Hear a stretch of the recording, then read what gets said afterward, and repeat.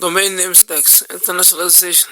The definitive descriptions of the rules for forming domain names appear in RFC 1035, RFC 1123, RFC 2181, and RFC 5892.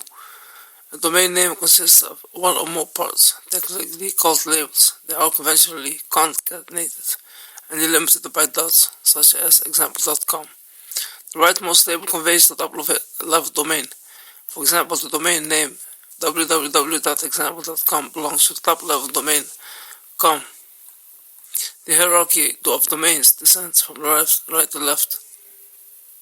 Each label to the left specifies a subdivision or subdomain of the domain to the right.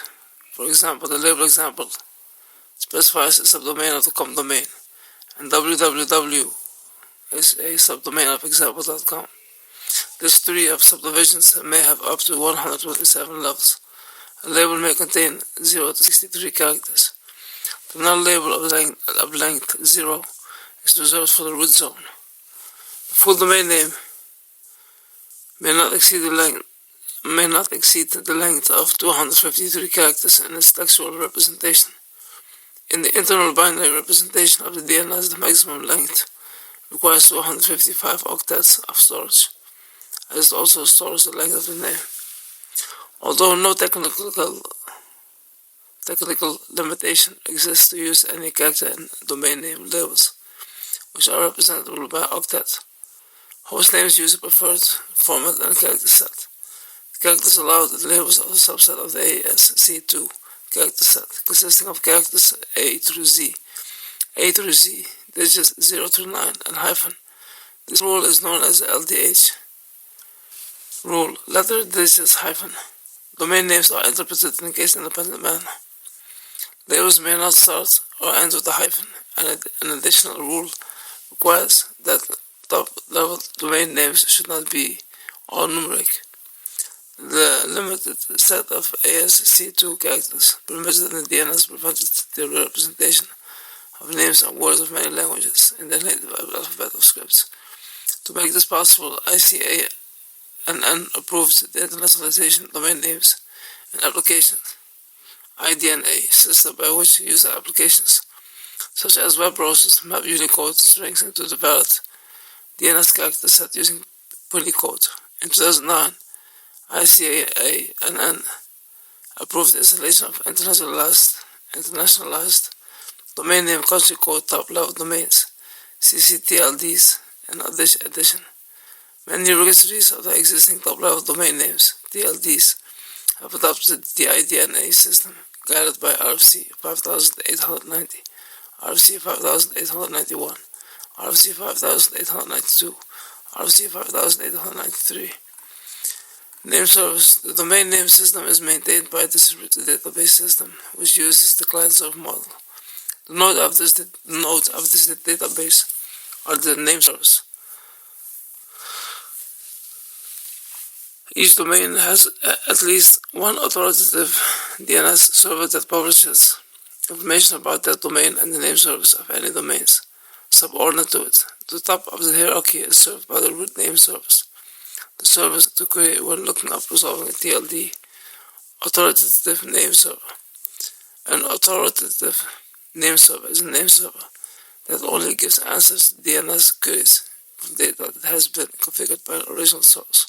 For example, the domain name administrated by dynamic DNS methods, in contrast to answers obtained via a query to another name server that only maintains a cache of data.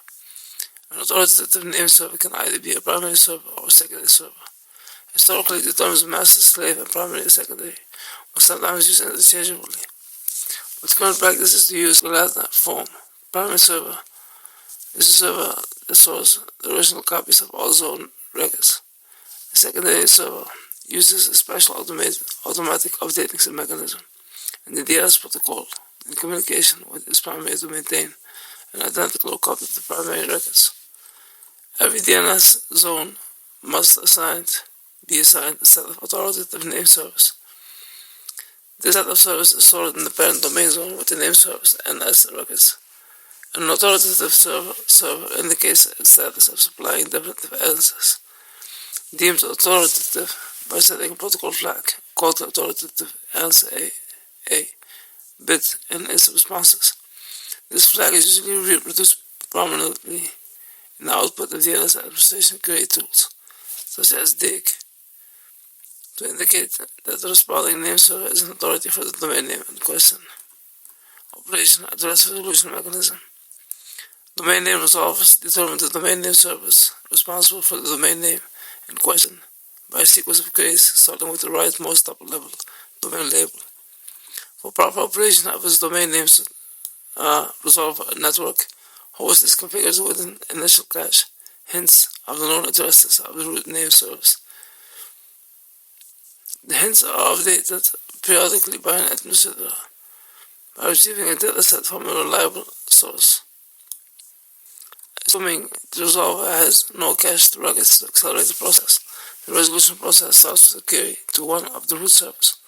In typical operation, the root server do not answer directly but respond with a referral to more authoritative service, meaning a query for www.wikipedia.org is referred to the org service.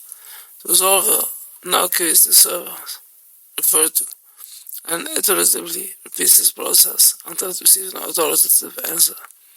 The diagram illustrates this process for a host that is named by a fully qualified domain name, www.wikipedia.org.